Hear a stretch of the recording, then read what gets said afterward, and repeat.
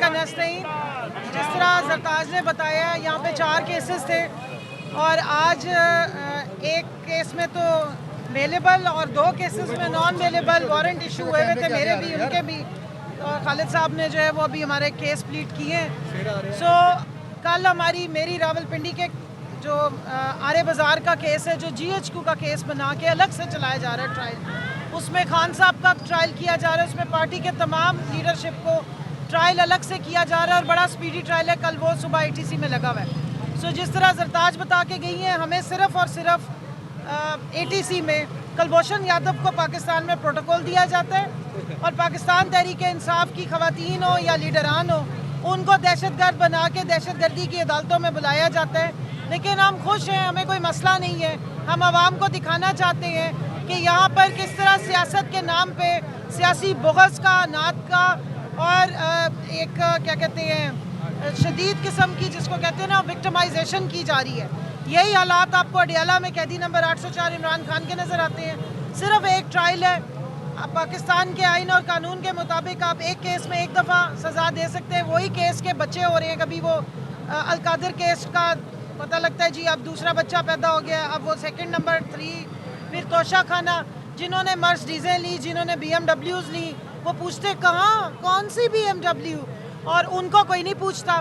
نہ ان کے ہاروں کو کوئی پوچھ رہا ہے, نہ بلاول ہاؤس کا کوئی پوچھ رہا ہے کہ یہ 5 ارب روپے کا جو اتنا بڑا سفید ہاتھی ہے یہ گفٹ ہوا تھا تو کس کھاتے میں ہوا تھا. لیکن عمران خان کو جناب جھوٹے کیسز میں وہ اندر بند کرنے کی کوشش ہو رہی. وجہ کیا ہے؟ وجہ یہ کہ پاکستان کی عوام کا مینڈیٹ عمران خان اور اس کی پارٹی کے لیے ہے. ابھی جس طرح امریکن الیکشنز کی بات ہوئی تو میں یہاں پہ توجہ دلانا چاہتی ہوں پاکستانیوں کو کہ الحمدللہ پورے الیکشن میں کسی الیکشن کمشنر کا ذکر بھی نہیں آیا, کسی الیکشن کمیشن کا ذکر بھی نہیں آیا. اس لیے 45ویں صدر جو ہیں وہ 47ویں صدر دوبارہ منتخب ہو گئے. یہاں پہ 45 فارم آنا تھا اور فارم 47 نکل کے آ گیا تھا. سو 45 اور 47 اگر الیکشن کمیشن کے ہتھے چڑھے تو فارم بن جاتا ہے, اور امریکہ میں اگر الیکشن کمیشن نہ ہو تو بندہ جو ہے وہ عوام کی طاقت پہ دوبارہ صدر بن جاتا ہے, چاہے اسٹیبلشمنٹ کسی سائٹ پہ بھی ہو. سو یہ فرق ہوتا ہے. تو ہم اللہ سے دعا کر سکتے ہیں کہ یا اللہ ہمیں بھی ایسے وبالوں سے ہماری بھی جان چھڑوا جو نوٹیفیکیشن روک کے بیٹھ جاتے ہیں اور ROs کے نام پہ پورا الیکشن ریگ کروا دیتے ہیں. میڈم ایک چیز بتائیے گا کہ ایک تو یہ بتا دیں کہ 27ویں ترمیم کی بھی اب بات ہو رہی ہے دوبارہ سے, اور دوسرا یہ بتا دیں کہ پہلے مولانا فضل الرحمان جو ہے وہ PTI کے ساتھ خاصے چلتے رہے, اور بعد میں وہ 26ویں ترمیم جب ہونی تھی تو اس میں انہوں نے جا کے ووٹ بھی کیا اور سارا معاملہ کیا. اب PTI اور JUI فے کے جو معاملات ہیں وہ آگے کس طرح آپ چلتے ہوئے دیکھ رہی ہیں, اور 27ویں ترمیم کے حوالے سے بتائیے گا. دیکھیے 26ویں ترمیم میں جو بیک ڈور سے انہوں نے, کیونکہ مینڈیٹ نہیں ہے نا, جب کٹ پتلیاں مسلط کی جاتی ہیں اسمبلی میں بغیر مینڈیٹ کے آتے ہیں تو ان کو اب ایک ہی ٹینشن ہے. ان کو ٹینشن یہ ہے کہ انہوں نے مدت ملازمت بڑھائی ہے اور اب اپنی بھی بڑھوانی ہے. تو جب ملازمین ہوتے ہیں نا کسی نہ کسی فارم میں, ملازم جو ہوتے ہیں ان کو ہی اپنی مدت ملازمت کی فکر ہوتی ہے.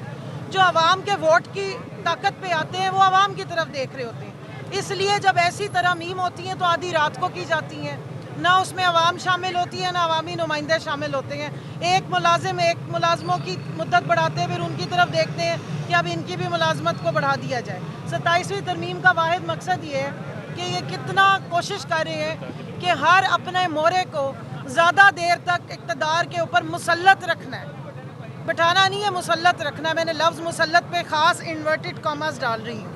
تو وہ اس کے لیے بیک ڈور ہی استعمال ہوگا, اور وہ اس قسم کی کوئی لیجسلیشن جب لیگل فریم ورک کے تحت آتی ہیں تو اس میں, کیونکہ میں یہاں بتانا چاہتی ہوں کہ پاکستان کا ریٹن آئین ہے تو اس لیے آئین سپریم ہے, اسمبلیاں پارلیمنٹ اس کے نیچے اور تمام ادارے اس سے نیچے آتے ہیں. کسی بھی سپریم جو آپ کا مسودہ ہوتا ہے اس میں کبھی بھی اس طریقے سے ہیپیزڈلی چینجز نہیں کی جاتی. جس طرح یہ 26ویں ترمیم کی گئی کوئی مذاق نہیں تھا, اس میں عوام کی بھی رائے شامل کی جاتی ہے. نہ عوام کے نمائندے ہیں نہ عوام کی رائے ہے. 27ویں ترمیم بھی اسی قسم کی ایک ہیپیزڈ قسم کی چوری بچانے والا کام ہے. 26ویں ترمیم میں کیونکہ اتنی جلد بازی کی گئی کہ بہت سارے لکوناز چھوڑے گئے, اب ان کو پورا کرنے کے لیے 27ویں, اور دوسرا ان کا دل ہے کہ ملٹری کورٹس کو لیجیٹمائز کر دیں. دوسرا ان کا دل ہے کہ اس اسمبلی کی, اس ناجائز اسمبلی کی مدت بھی بڑھا دی جائے تاکہ یہ بھی بیٹھے رہیں. जहाँ तक JUI की बात है, जहाँ पर आप आवाम के जो इंटरेस्ट के लिए जिधर भी वो कॉपरेट करेंगे, हमारे दरवाजे खुलेंगे, क्योंकि हम अवामी नुमाइंदे हैं।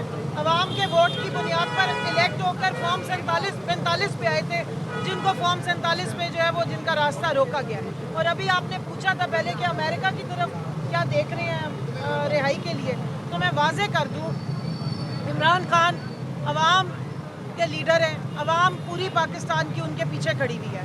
पाकिस्तान में सुप्रीम जो स्टेट का कॉन्सेप्ट है, आइन में लिखा हुआ है, स्टेट का मतलब पाकिस्तान की अवाम है। जब अवाम इमरान खान के पीछे खड़ी है तो इसलिए इमरान खान भी डटे हुए हैं। सो हमें किसी की तरफ देखने की ज़रूरत नहीं, लेकिन जो बुखलाए हुए हैं, जिनकी अब इस वक्त कांपे टांग रही हैं, जिनके वेंटिलेटर उखड़ने शुरू हो गए हैं, जिनको सांस आने अब बंद हो गए हैं, जो खुद कहते थे कि बैगर्स कांट बी चूज़र्स, उन बैगर्स को इस वक्त बड़ी टेंशन हुई हुई है।